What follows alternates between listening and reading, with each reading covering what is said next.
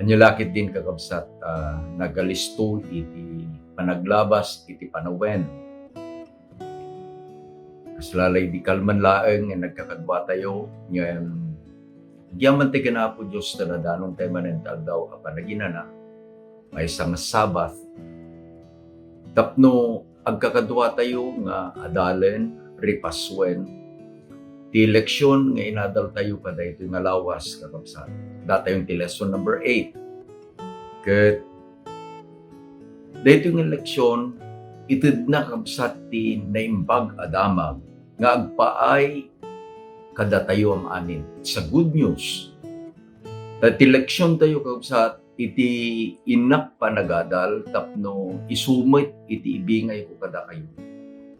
Kaya't kung makita tayo dahil naimbag adamag, the gospel, the good news, tapno dagijay nga tulag, nga inaramid ni Apo Diyos, idi nakitulag isuna kadagiti amma tayo iti daan nga panawen, daan na tulag apaset iti Biblia. Ket agbalinmet kakabsat nga personalize nga kari tulag ni Apo Diyos kada tayo. So nga kablaawan da kayo iti Happy Sabbath.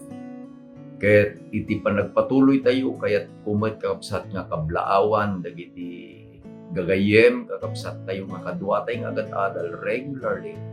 Ket umat-adu babayan iti bendisyon ni Apo Diyos. Babayan iti participation niyo ang amin kakabsat. Babayan iti panag-share kadagiti gagayem niyo. Ket anyan nga nagpintas kakabsat. Nga ididamdamo, actually, data yung anniversary tayo kakabsat. Idi ag pandemic, ket adda digitay personal request, pastor, kunada, di lang mabalin nga mga ramid kay iti lesson review. Kasi sigud ganini, dada kami di Hope Channel, adalat tayo di kadwak nga pastor. Malagip ko digiti kakadwak. Pastor Ray Orbeson ti katindugan na kadwak. Pastor J.R. Eda, Pastor Steve Sencio, Pastor Alfred de la Torre, Pastor Leo de Leon.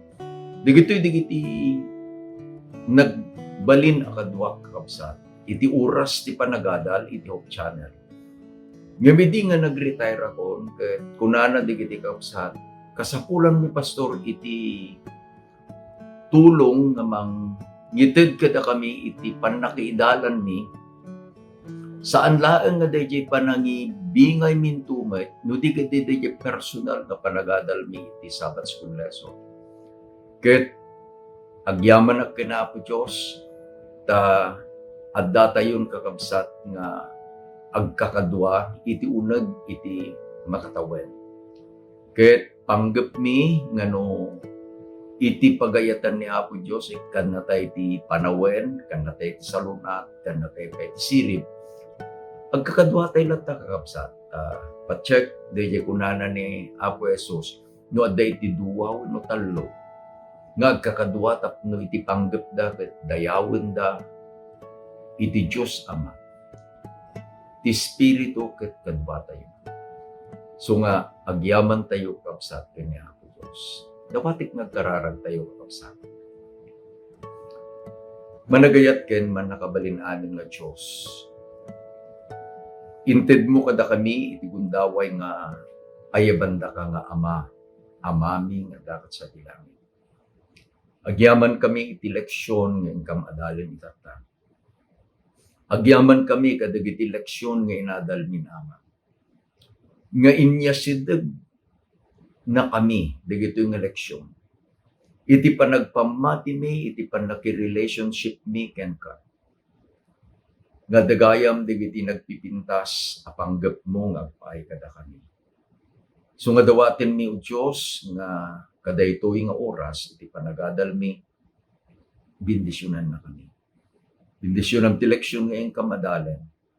Sapay ko tas sumangpet da ito yung eleksyon kadagiti kakabsat mi nakadwa mi nga agadal itata. Tapno bukulen na o Diyos da iti dakkel nga inanama. Nga digijay nga karkari nga inted mo kada Abraham ni Isaac, ni Jacob, kundi gitanak mo Israel, agpaimit kada kami. Pagyaman kami, iti panang dengeg mo, kan panang sumbat mo, iti kararag mo. Itinagan na po, Mesos. Amen. Akas iti ko nakakapsat, at datayon iti lesson number 8. Iti paulo na, covenant law. Linteg, ken iti tulad. Iti memory verse tayo kabsat, ket masarakan iti Deuteronomy 7 verse 9. Hintay basaan. Therefore know that the Lord your God, He is God, the faithful God who keeps covenant and mercy for 1,000 generations with those who love Him and keep His commandments.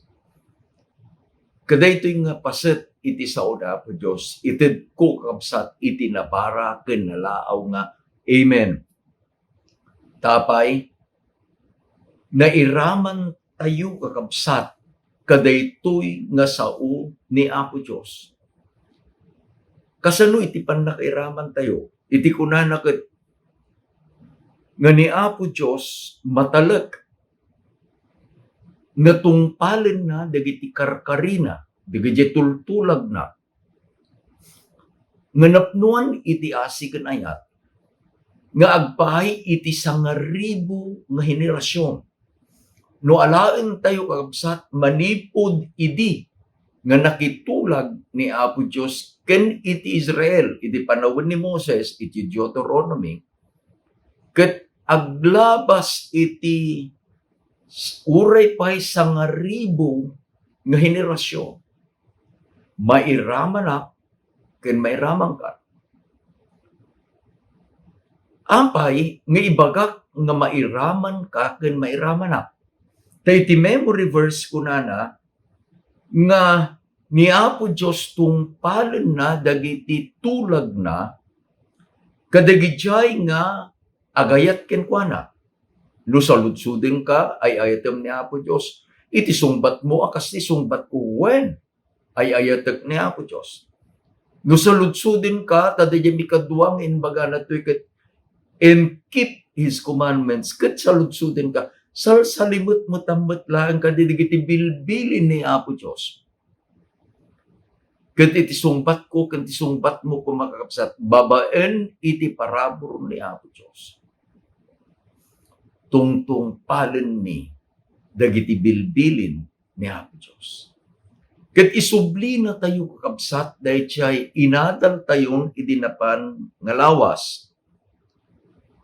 Nga inbaga ni Pablo, iti Galacia 3:29. Ti kunanan ni Pablo, and if you are Christ's, then you are Abraham's seed, the heirs according to the promise. No inayon tayo, daytoy a requirement kakabsat. Kadayjay inbaga na ni Apo Diyos, know that I am the Lord your God. He is God, faithful God, nga mangtungpal kadigiti tultulag ko kada kayo. Umuna, ayatin na ni Apo Diyos, when kuna kayo dyan. Mikadwa, tungpalin tayo, itibilin ni Apo Diyos, when kuna tayo dyan. Mikatlo, akas ti kunanan ni Pablo, agdatay ken Kristo. Ket gaputa, datayon ken Kristo, datayo dagiti kapututan, the seeds of Abraham. Ngem no adahalin tayo dagiti verses nga imun una. Ngem iti Galatians 3 verse 29 kakabsat. Dayjay duwa nga kondisyon adda dijay sa ninayunan ni Pablo nga masapul ang babawtisaran. Ket pacheck nga da kayo nga makiin-inadal, kaduwak agad-adal. Adda kada tayo digiti nga requirements. We love God. We keep His commandments. We have Jesus because by faith inawat tayo isuna, kas personal nga manlubot tayo. Ket by faith, in paduyak-yak tayo kakabsat, iti panangawat tayo ken ni Apo Jesus, ta nagbautisar tayo. Ket kunanan ni Abraham, aminen apan nakitulag ni Apo Diyos kanyana, because we are the seeds of Abraham. Tulag meten ken kakabsat, tulag meten kanya. Subyen tayo memory verse, kunana ni Apo Diyos, amun tay kuma, nga iti Diyos Apo, nga nakitulag ken ni Abraham, ken ni Isaac, ken ni Jacob, ken ti Israel, ang nakitulag meten kadatayo, I repeat, nakitulag meten kadatayo because we are Abraham's seed, di kunana, I am faithful to keep my covenants. Anyan kakabsat nga nagpintas, nga intun no bendisyonan na tayo ni Apo Diyos. Ket tungpalen tayo, dagiti bilbilin na, gapu iti ayat, gapu iti pamati, nang nangruna gapu kadagiti parabor nga inted ni Apo Diyos kada tayo. Bendisyon ititid na, because in obedience at the bendisyon, in disobedience at the iti curse, pinili tayo kakabsat, ngayatin ni Apo Diyos. Pinili tayo atong palen, dagiti bilbilin ni Apo Diyos. Ket gapo ta dagitoy dagiti desisyon tayo. Bendisyon, ititid na kada tayo. Kahit kung buludan dayay sa uni ari David, my cup runneth over. Iti rukod, iti bendisyon kakabsat, nga itid ni Apo Diyos kada tayo. Saan nga malaon dayjay a kupa, our life. It overflows. And the overflowing blessing, dayjay kakabsat, iti pakakitaan nga ni Apo Diyos, Diyos amatalek amang tungpal kadagiti bilbilin.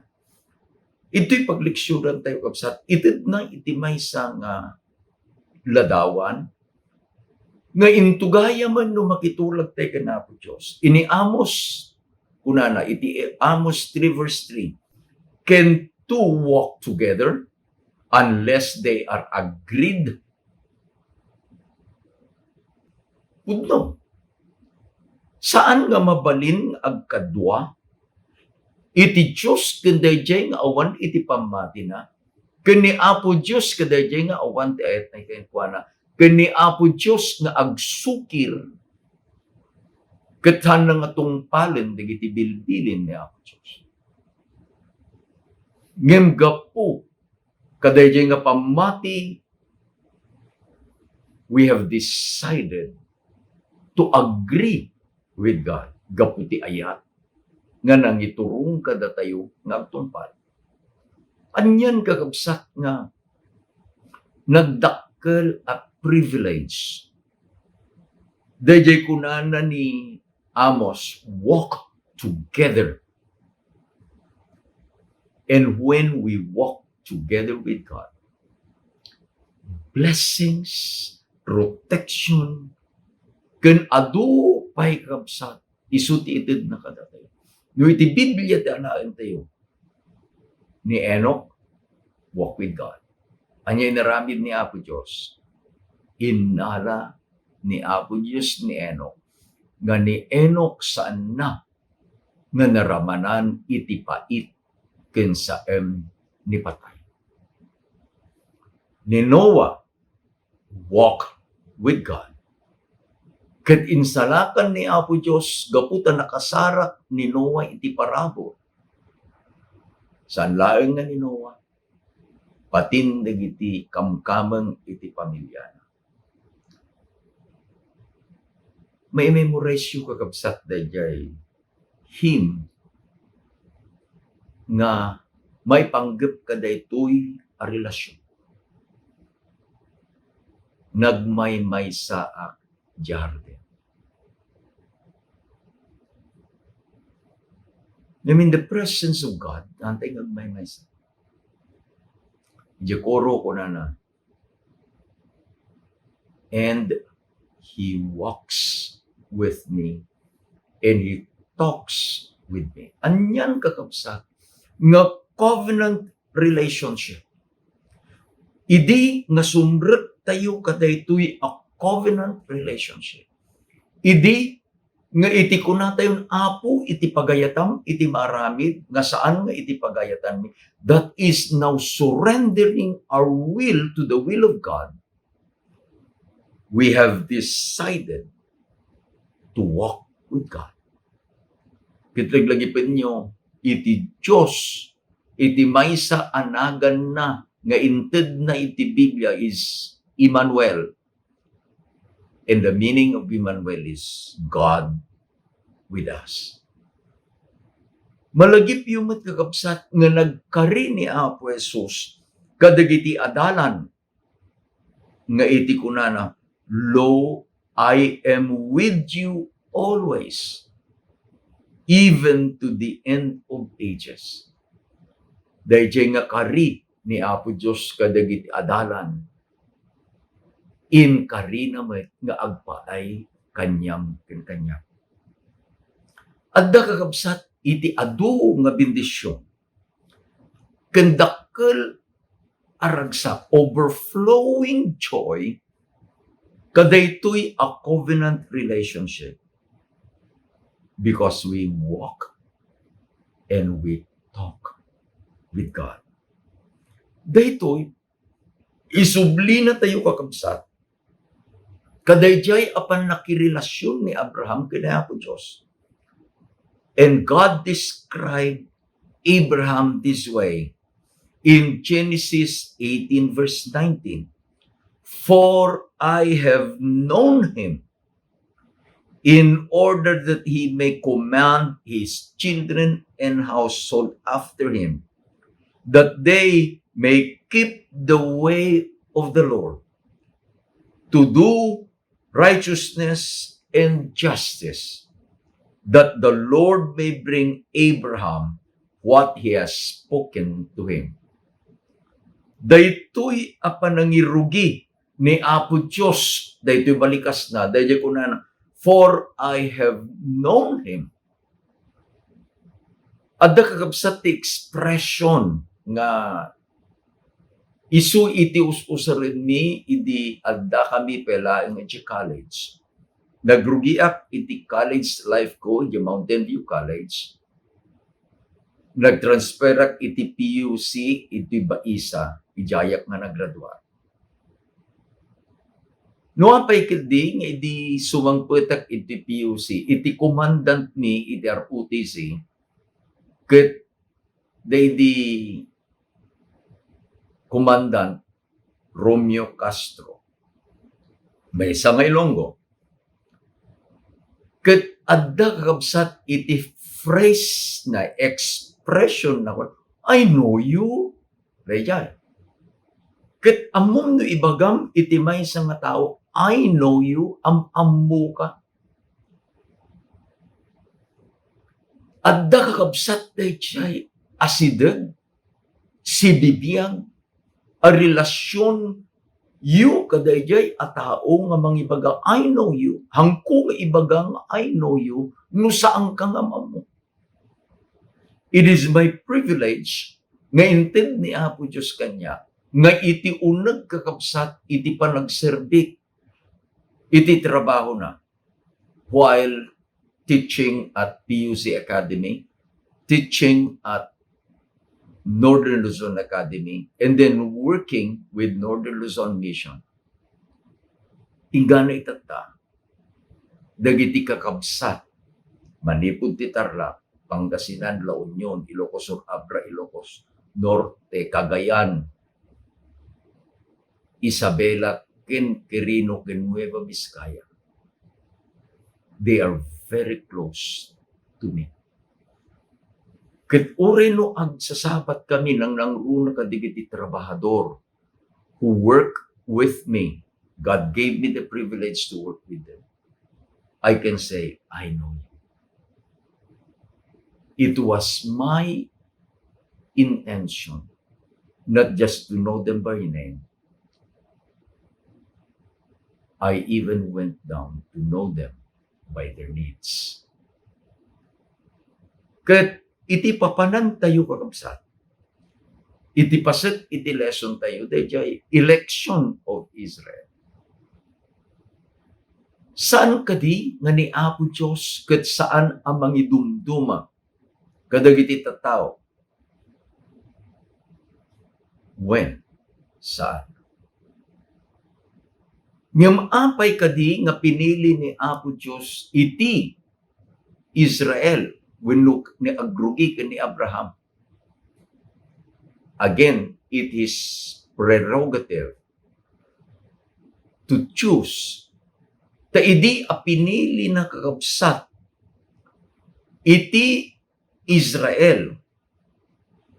Masapul nga amuan tayo dayjay obligasyon iti napili. In the church, from local churches until the highest, that is the General Conference, we have election processes. As in the local government to the national government, we have election processes. We must know that election is a privilege. And when we are elected, in tunno napili tayo iti may sa posisyon, when tugot-tugot dayjay nga posisyon kakabsat, dayjay adakkel ag kunate man, it is a great honor ngem dakkel dayjay responsibilidad nga ited dayjay a posisyon. I quiver at the thought. Idi pinili na ni Apo Diyos. Excuse me, kakabsat. Idi pinili na ni Apo Diyos nga mangidalan iti Northern Luzon Mission, which was a big territory. Hanpay nga nabingay, awan pay laing iti Northeast Luzon Mission. May sape lang data, kakabsat. The first thing that I did was I knelt before my God. Iti pagyamana, dayjay kari ni Apo Diyos. From day one until I ended my term, I can look back and say, God is very good. Iti Exodus 19 verse 6, kunana ni Apo Diyos kabsat, and you shall be to me a kingdom of priests and a holy nation.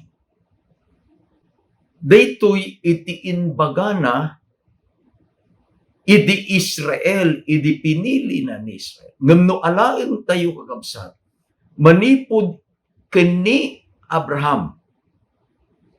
Mano nga kapututan, dadtoy ni Abraham, at dadtoy ni Isaac, dadtoy ni Jacob, nga isuna iti nagbalin nga Israel.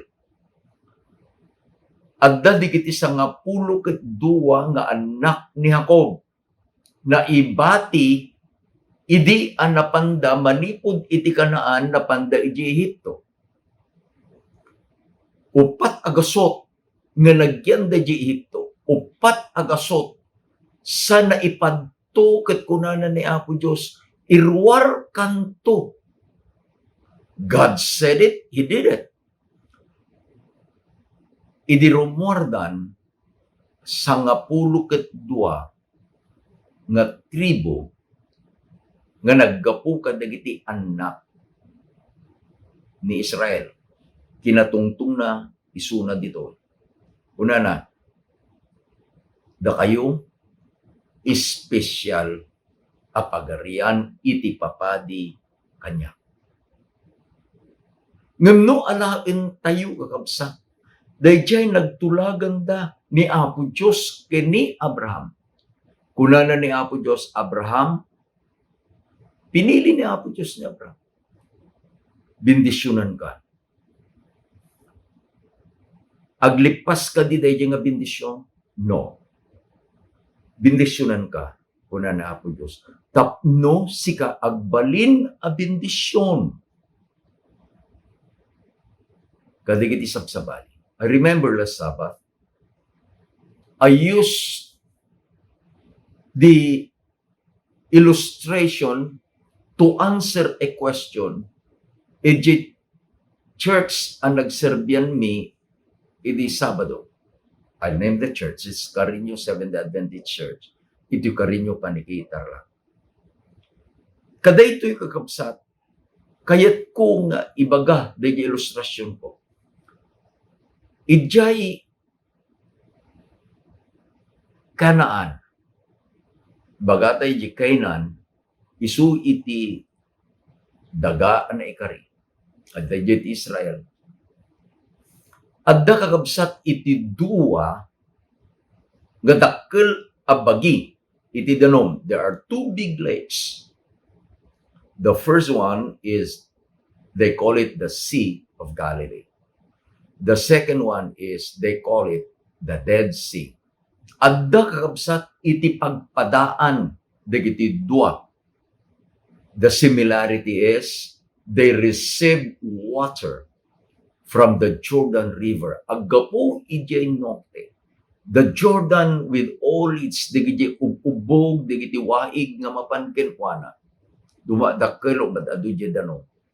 Ket dayjay Jordan River ikanna iti Sea of Galilee iti dano. Sea of Galilee is a place of activities of life. Kaduan kakabsat kadigdi miracles ni Apo Jesus, you can find it along the Sea of Galilee.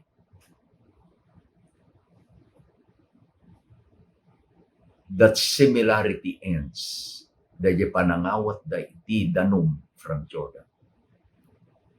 The differences begins while the Sea of Galilee ket isu iti mangmangted iti biag. The Dead Sea is literally dead. Awan iti living particles kadaytoy a Dead Sea. Tapay, we'll go to the differences. The Dead Sea receives water from the Jordan, but it has no outlet. Dahil puntos nga kayat ko nga idanon kada kayo kabsa. Iso da ito. Idi a pinili ni Apo Diyos ni Abraham. Nga isumutin iti panangpili na iti Israel. When at the mission, the mission is to be a blessing for others. Sakbay nga aramiden ti Israel dahil a misyon da nga agbalinda ang bendisyon nga agpaay kadagiti sapsabali kakabsat ko. Masapul nga awaten da dahil bendisyon nga agapo kini Apo Diyos. Have you ever experienced the joy of giving? Dahil itimay sa karakter ni Apo Diyos kakabsat. Ni Santiago kunana nga iti Diyos isu iti paggapuan dagiti na imbag asagsako. Mapantayo kakabsat kadayjay covenant law. Iti Deuteronomy chapter 4 verse 13. Ibagana, so he declared to you his covenant which he commanded you to perform. That is, the 10 Commandments, and he wrote them on 2 tablets of stones. Anya gayam dayjay atulag, covenant.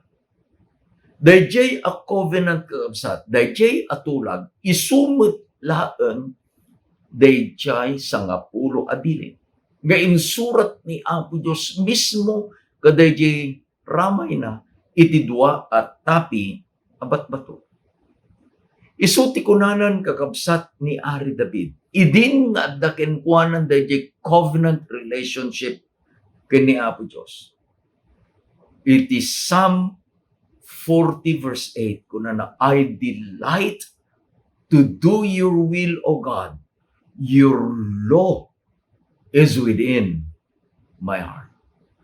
Intun no aramidin ni Apo Dios di inkarina nga isurat kunto dagiti lilintag ko kadagiti puso ken isip da. Ti kunana ni Ari David, I delight pagragsakak Apo kunana. Nga anya nga tungpalen dagiti bilbilin. Daytoy ibagana kada tayo iti kinaimportante iti lintag. Can two walk together unless they agree? Iti covenant relationship with God. Idin ang makipagnatayo akaduwatay ni Apo Diyos. Masapul nga tungpalin tayo dagiti bilbilin. Iti kuna nakakabsat ni Ellen White, iti the Seventh-day Adventist Bible Commentary, Volume 5, page 484. There must be first be love in the heart before a person can, in the strength and by the grace of Christ, begin to observe the precepts of God's law. Anya gayam dayjay masapul nga adda kanyak ken kanyam kakabsat. Umuna, dayjay ayat, mikadua, dayjay parabor nga mangted kada tayo iti pigsa nga mangtungpal. Inayon ni Ellen White, obedience without love is as impossible as it is worthless. But where love is present, a person will automatically set out to order his life in harmony with the will of God as expressed in His commandments. Nalawag dayto yung nabalakad kapsat. Nga intun no addan dayjay ayat, simret tayo iti covenant relationship. We cannot enter into a relationship nang nangruna a covenant relationship with God no awan dayjay ayat. Manggagtay kuma dayjay sao ni Apo Jesus, if you love me, keep my commandments. The only reason why we keep the commandment is because we have entered into a covenant relationship with God. Taay-ayaten tayo ni Apo Diyos. Kuna naman ni Ellen White kakabsat, iti the Acts of the Apostles. In the precepts of the Holy Law, God has given a perfect rule of life, and He has declared that until the close of time, this law, unchanged in a single jot or title, is to maintain its claim upon human beings. Christ came to magnify the law and make it honorable. He showed that it is based upon the foundation of love to God and to men, and that obedience to its presence compromises the whole duty of men.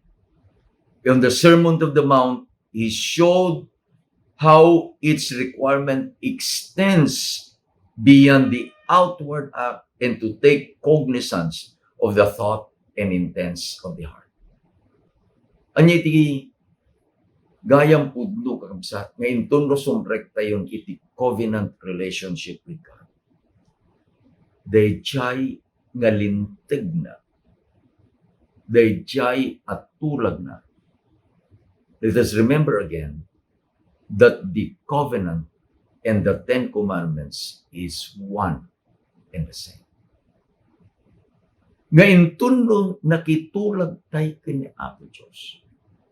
Idin asumrek tayon kadaytoy a covenant relationship. Amwen tayo nga sika ken iti siya. Gapoy iti Galatians 3:29. Siya ket adda akon iken Kristo Jesus ket nagbalina nga rod nga kapututan ni Abraham. Dagijay nga binbindisyon. Gapoy iti panagtungpal kadayjay nga bilbilin ni Apo Dios. Agpaay ken kakabsat, agpaay ken. Laglagipon tayo nga iti linteg ni Apo Dios. Ket saan ang maisina kadayjay at tulag ni Apo Dios. When pudno nga daytoy atulag ket tulag iti parabor. Ngem iti parabor saan na nga dadaelen iti lintay. No diket di kakabsat, daytoy alintay, gapu iti parabor, ket nalaklaka tayo nga aramiden ken tungpalen. Tadda tayon iti covenant relationship kina Apo Dios. Anya iti isuro iti leksyon tayo. Umuna, iti isuro iti leksyon tayo, amwen tayo nga iti Diyos, isu iti Diyos nga mangtungpal kadagiti anyaman nga inkarina ken intulag. Mikadwa, amwen tayo nga datayo ket kapututan ni Abraham, taddatay ken Kristo Jesus. Ket dagijay akarkari nga inted ni Apo Dios ken ni Abraham, ni Isaac ken ni Jacob ken ti Israel, agpaaymet kanya ken kanyang. Amwen tayo nga mabalin tayon ang makipagna kadwa ni Apo Dios. Tapay, we have entered into a relationship with Him. Ket amwen tayo nga sikaken iti siya pinili ni Apo Dios. Ngem dayjay panang pili na kadwa na iti bendisyon. Ket addamet iti obligasyon. Agpili ka. Ngem iti pilyet isuday ko. Agbalina akas the Sea of Galilee. Umawat mangted. Agbiag dayjay apan nakirelasyon tayo. Amwen tayo nga indeklara ni Apo Dios. Nga dayjay a covenant na isumet laeng dayjay 10 commandments. Ket nang nangruna, amwen tayo nga dayjay panang tungpal tayo kadagitoy nga bilbilin ni Apo Dios nga saan pulos nagbalbali. Tungpalin tayo gapu iti ayat. Dayjay ayat nga nagapuken ko ana. Dayjay ayat nga mangsusustiner kada tayo. Dayjay ayat adumadakkel. Kada ito'y apanagbiag tayo ng Espiritu. Dayjay nga ayat ni Apo Dios. Adda dayjay tulag na. Ket datayo dagiti pinili na nga bendisyon na. Pagkararag tayo sa agyaman kami ama nga babaen kadayta nga parabor mo. Inted mo dayta nga ayat mo. Intalek mo kada kami o Diyos digitoy nga karkarim. Akas iti panangikarim ken ni Abraham, ni Isaac, ni Jacob, ken ti Israel. Mabalin mi o Diyos nga petpetan digito nga karim. Ket alaen mi dayjay nga balikas mo nga sika iti Diyos nga nangtungpal kadigiti ang amin nga inkarim. Magyaman kami kadayjay undaway nga mabalin kami nga makipagnayan ka. Magyaman kami kadigiti bendisyon nga itited mo kadagay. Tuluan na kami nga ro na digito nga bendisyon Mabalin mo yung Diyos, nga ibingay kadagiti sa usapan. Nang nangruna nga agpaay iti trabaho. Tapno malpasan o Diyos iti trabaho nga inkumit mo kada kami. Ket umayen na ako mensos. Ket iyawid na kami doon di kapagaya. Pagyaman kami o Diyos. Kada ito yung Sabbath day. Agtultuloy ka din nga marik nami iti presensyam iti panagyan. Nang nangruna di iti bendisyon. Itinagan na po mesos dinawat na dito. Amen. Ganano may ngalawas man ang kakapsat. Ni ako Diyos ay ayatan na kayo. Yaman ka na. Kahit nung nabindisyonan kayo, kada ito yung mapanagatal kayo. I-share nyo kada ito. Gagayim nyo kakapsat. And it is our prayer. Minimum will be blessed. Maminsan pa happy Sabbath. Ni ako Diyos naman bindisyon ka na. Bag na Sabado ka namin kakapsat.